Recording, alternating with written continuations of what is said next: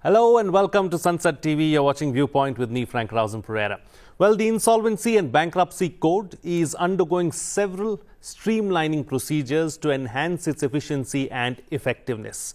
These measures aim to reduce delays, improve transparency, and ensure better outcomes for both creditors and debtors.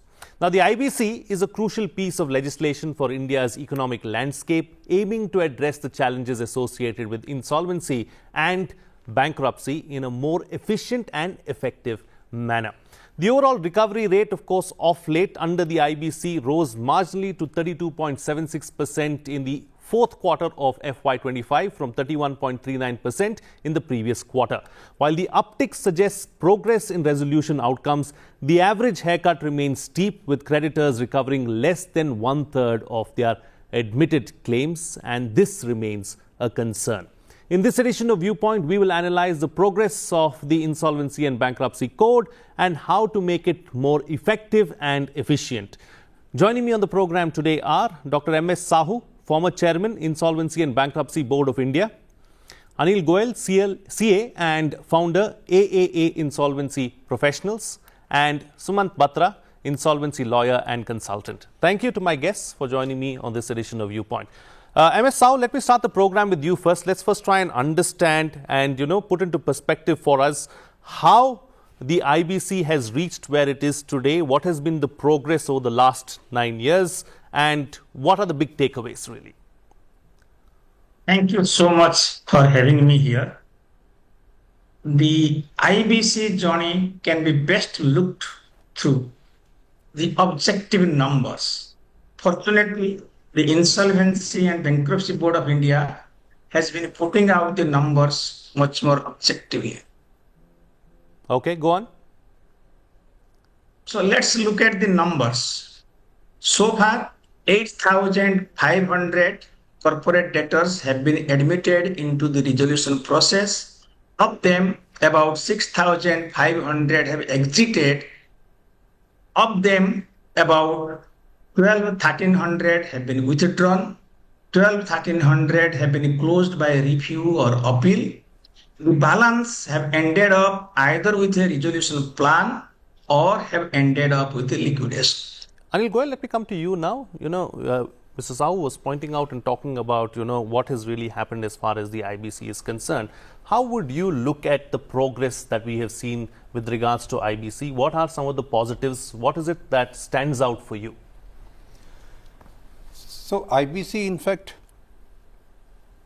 brought a lot change in the economy, in the management of stressed assets, how the companies under financial stress can be resolved under IBC, especially the larger companies. See, earlier, before IBC, we had BIFR, where the history says that not much was resolved in 20 years of BIFR. Then came SARFAESI law in 2002 that was dedicated to recovery of security interest by the financial creditors, by the secured creditors. But now that SARFAESI law has also kind of matured enough with a lot of judgments from Supreme Court of India, and that is presently a very, very robust and clean and fast implication law. So that is where the security interest, all the collateral securities, primary securities can be recovered by the banks without even reaching out to a court. So that also helped a lot in recovery process of the banks. But Insolvency and Bankruptcy Code was not for recovery, it was for resolving larger cases where the recovery is not really the focus, but resolving the entire company, resolving the business, keeping the company as a going concern without the promoters who could not handle this company for the last couple of years. Without them, there was a platform where this company can be resolved. Then this company can be given to any other better management, better group, better industrial house who can invest, use their own management expertise and resolve it, so that there is no loss to workers, there is no loss to productivity, and there is no loss to the economy as a whole.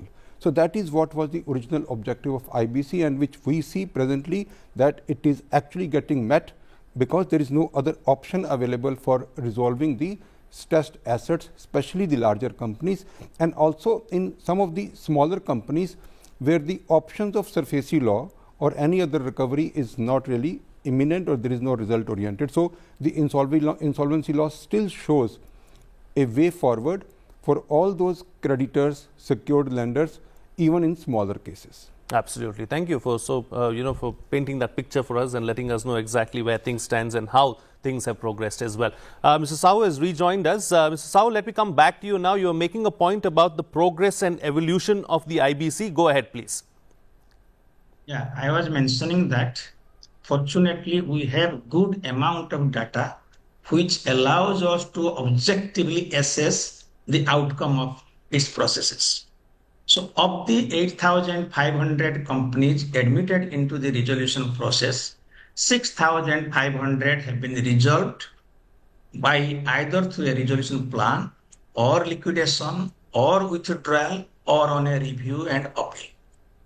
The primary objective of the IBC, as Mr. Goel was pointing out, is the stress resolution or insolvency resolution. Nowhere in the entire IBC the word recovery is used. It has been a mistake on the part of some of the creditors to believe that IBC is meant for recovery, and then they are using the recovery percentage to look at the outcome of IBC processes. IBC is essentially meant for the economy has limited resources. They must not remain stuck up in unviable, defunct entities. They must be used continuously all 24 hours of the day for the society. So if some assets, some resources, some entrepreneur are stuck up in a chakravyuh of defunct companies, it is a dragging down growth. The objective is that let us put those resources to optimal use either through a resolution plan whereby a new person comes in with more efficient approaches, technology, whatever management practices, takes over the entity, improves the productivity of the company.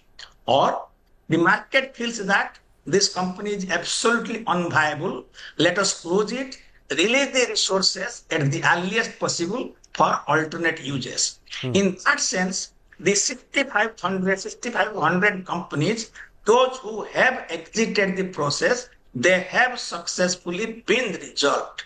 About 2,000 are ongoing.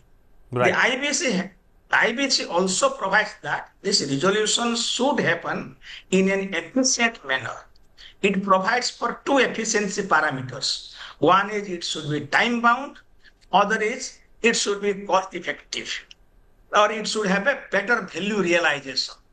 So as regards time bound, the law expected that resolution process should get completed in 180 days time.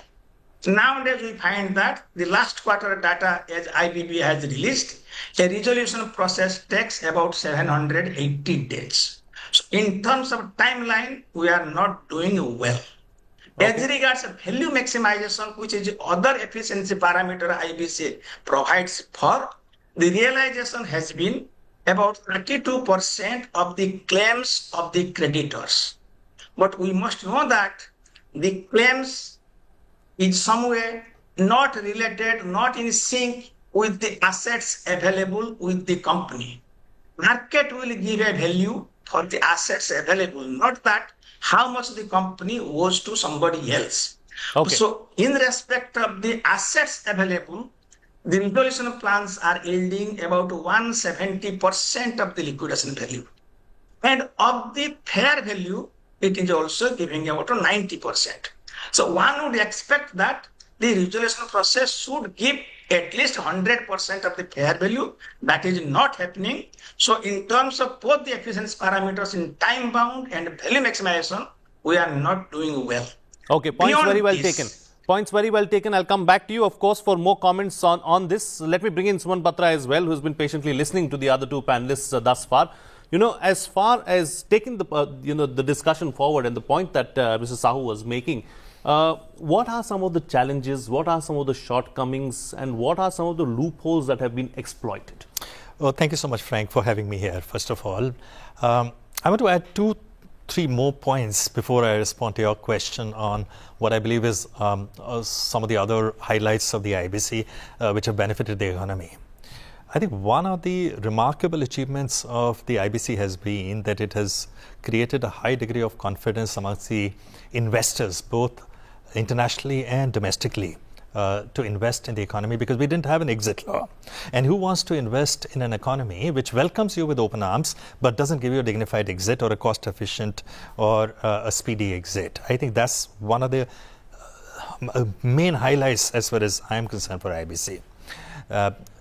Number two, I think what it did and already in the last 7 to 8 years is that it has resolved the problems in the banking sector. When in 2014 Bankruptcy Law Reforms Committee was constituted, the banking sector was on the verge of a crisis.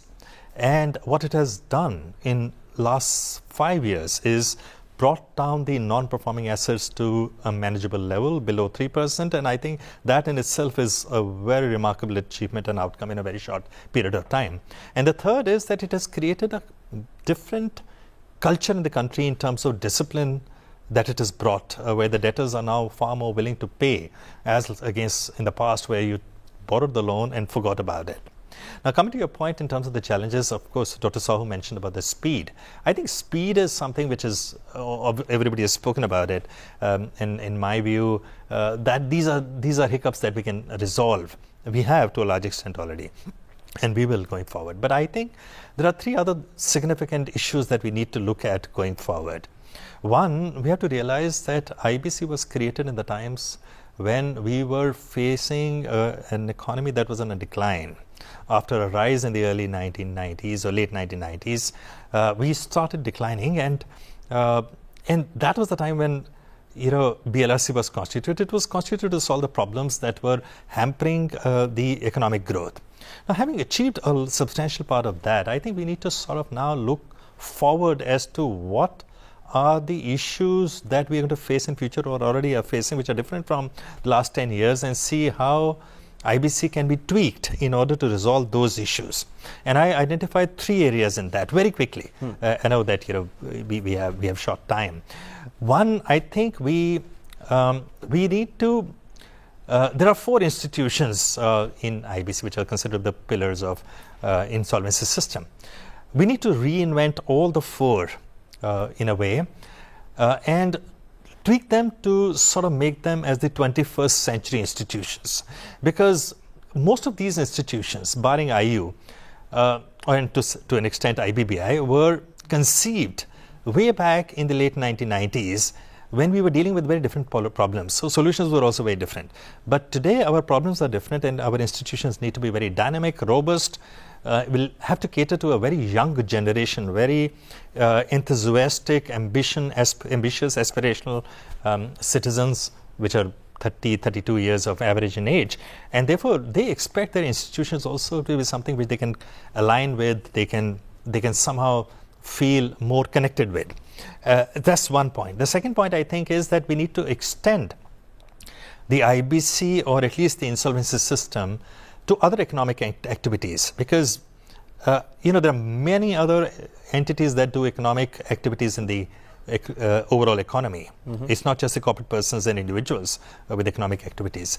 We need to also sort of start focusing on them, like for example municipal corporations. There are banking sectors, institutions and non-banking finance companies. Many of them are not covered by the IBC, barring those that are financial service providers that are notified to be so under the IBC. Sure. And in order to make sure that these entities also have an available robust insolvency system, it's important to look beyond IBC and beyond corporate persons and individuals, so that they're at any point in time facing problems do not in any manner obstruct our economic growth, the targeted economic growth. Right. Mr. Goel, let me come back to you now. Let's also look at, the IBC from its inception, of course. The implementation of the IBC, has it remained the same? What has changed? What more needs to be done, do you think? I believe this implementation is the responsibility of Insolvency and Bankruptcy Board of India, and what we have seen IBBI is very, very active. IBBI is keen to take feedback from all stakeholders, including insolvency professionals, bankers, see, like any kind of stakeholders who ever has any interest in the insolvency, IBBI takes the feedback. In fact, the present chairman, even the earlier Dr. Sahoo, when Dr. Sahoo was the chairman, even the present chairman, Mr. Ravi Mittal, they invite us only for a meeting to take feedback about the difficulties and how to resolve that. And based on all this feedback, the regulations are made. In fact, too many amendments has been done in the regulations so that practically it becomes easier, the compliances gets reduced. In fact, the last in this month of May, on 19th of May 2025 and again on 26th of May 2025, the two regulations were notified by IBBI, again based on the feedback. The feedback is how to reduce litigation, how to reduce the time of CIRP, how to maximize value, and how to finally settle the disputes between the stakeholders. Like even mediation is one part of it, which is presently under a process of consultation. Even the mediation also will resolve some of the disputes, and finally the period of resolution, which is called CIRP period, will be substantially reduced. So IBBI's activeness is actually working very well, and presently there are a couple of issues. Some issues are pending before Honorable Supreme Court, and rather than couple of issues pending before the Supreme Court, we don't see anything which is pending before IBBI which can be done and has not been done. That's what is my understanding. Wonderful. Yes, thank you. Let me take what you're saying to Mr. Sahoo now. Mr. Sahoo, Mr. Goel is suggesting that the feedback mechanism as far as the IBBI is concerned is extremely strong. The feedback is taken well, and always we're trying to implement that feedback as well, with several amendments being brought about to ensure that the process is smoothened. Now, since we are here and we are talking about, a smoothening of the process, what more needs to be done, do you think? I was talking about the time-bound resolution. A corporate debtor must be admitted swiftly before it becomes unviable. A resolution plan needs to be approved promptly before it runs out of money. The resources locked up in defunct entities should be released expeditiously before they dissipate. And the value lost through avoidance transactions needs to be plowed back quickly before they become intractable. So all these are linked to the timeline, and we are failing on that timeline. And therefore, supposing somebody is submitting a resolution plan today, and he has to wait for 3 years for his plan to be approved by the authorities, then he has no incentive, and after 3 years market the plan, resolution plan may no more be viable. So therefore, he is deciding today, why they take the risk and get stuck up for 3 years? Better I plan some other investment opportunities. So this is actually dampening the distressed assets market. So we need to find out a quick resolution to make the things happen in the way law expected. It should be time bound. And time bound, there are problems in the entire ecosystem, starting from resolution professional, committee of creditors. But we are finding that we are getting really stuck up at the NCLT level. NCLT was created as a part of the company law with a capacity of 63 members to deal with the company law problems. Today, IBC, which is much more complex, has been given to that without addition of a single member. And of the 63, quite a few also remain vacant. So until we improve the capacity at NCLT, just the bench strength, of course, you need to improve case management, you need to improve the cultural things, so many things need to be done. But until you improve the capacity, just the number, it's difficult to achieve the timelines. This is one. The second is, there is a fundamental misunderstanding about the purpose of the law. and that has flown from the highest court. The Supreme Court says that the preamble or the long title to the law nowhere mentions about the liquidation. And it says that every effort must be made to rescue a company and liquidation should be the last resort.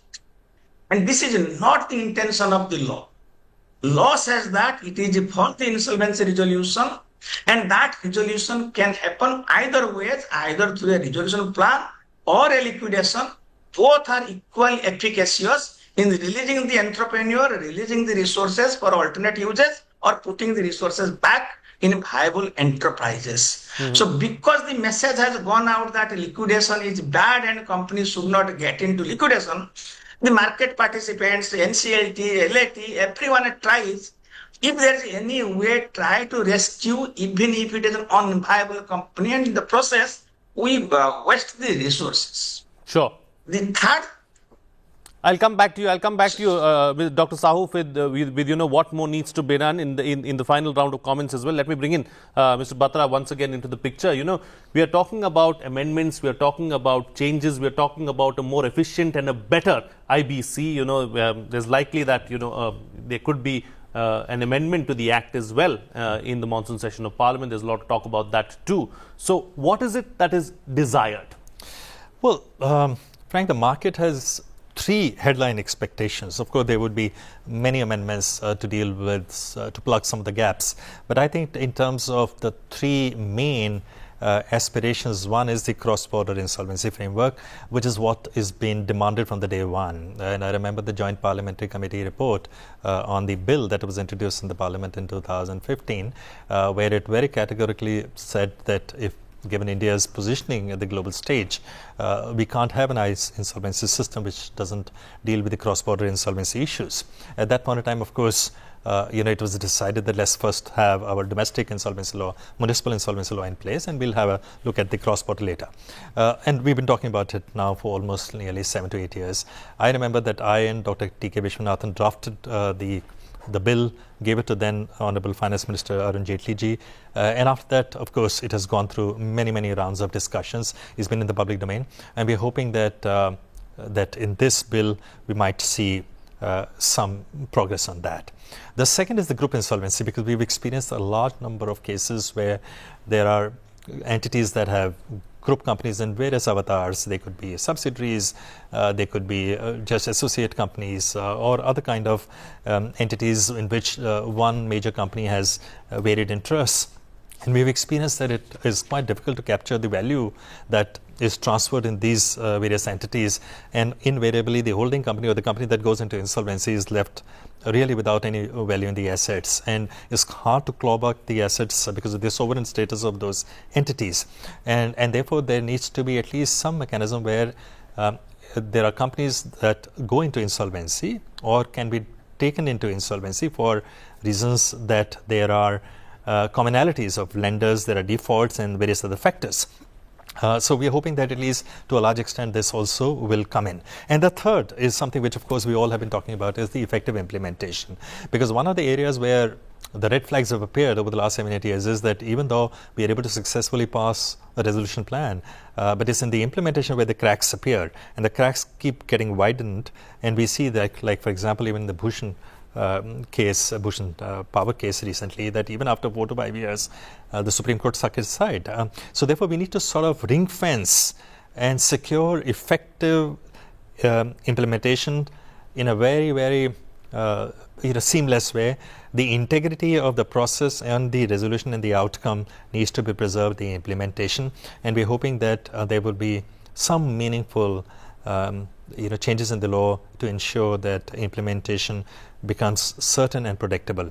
And I just want to actually add one headline item. I think what I can draw from what Dr. Sahoo has mentioned and your opening comments, Frank, and of course what Anil also mentioned, is that what is lacking, if I may say, at the macro level.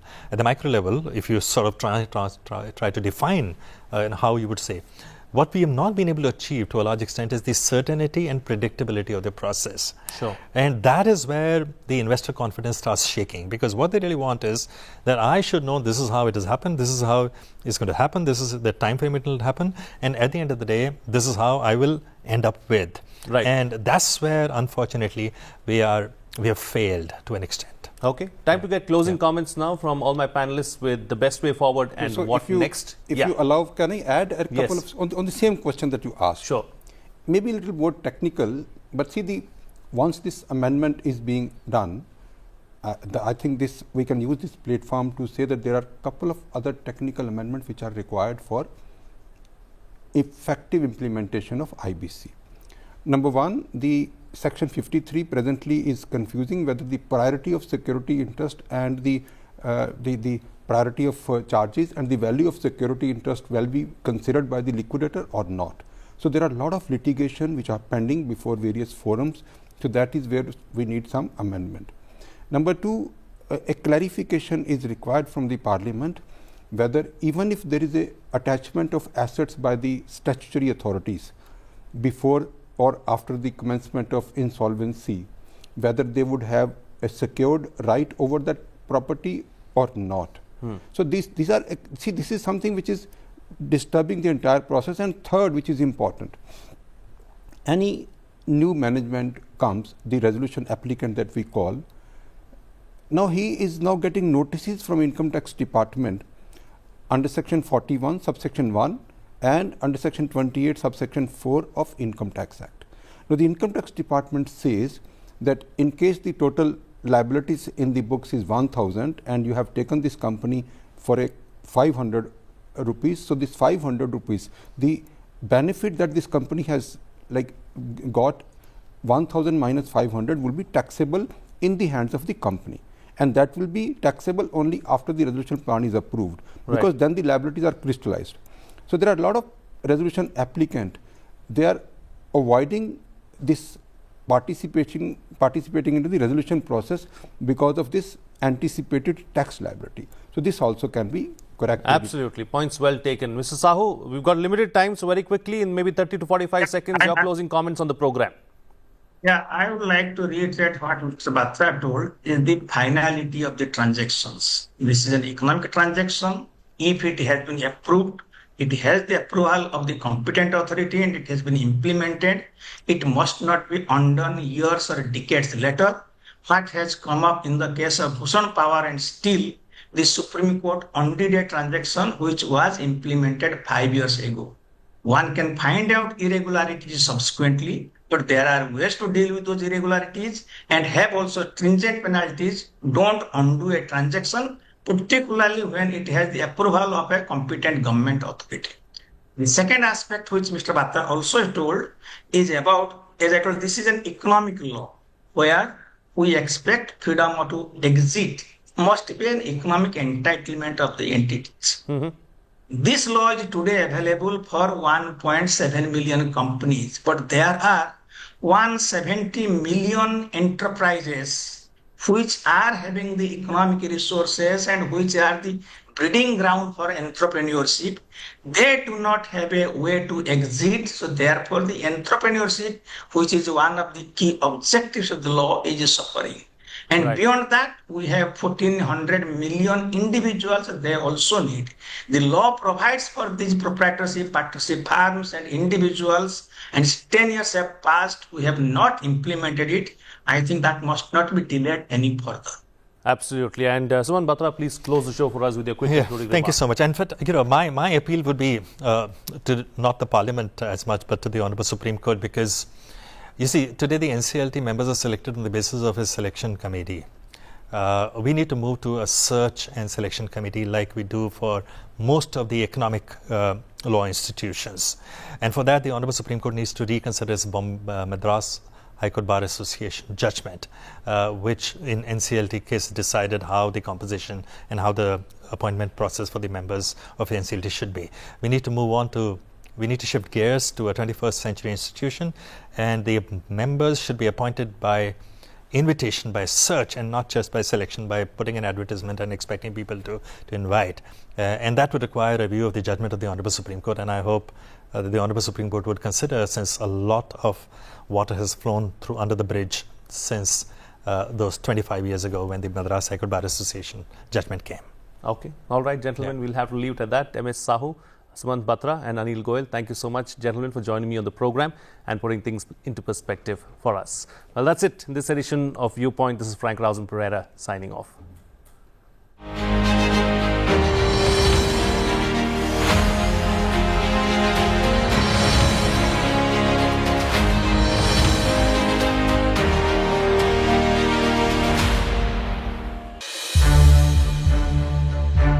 To watch more programs of Sansad TV, subscribe to our YouTube channel and don't forget to like and share them.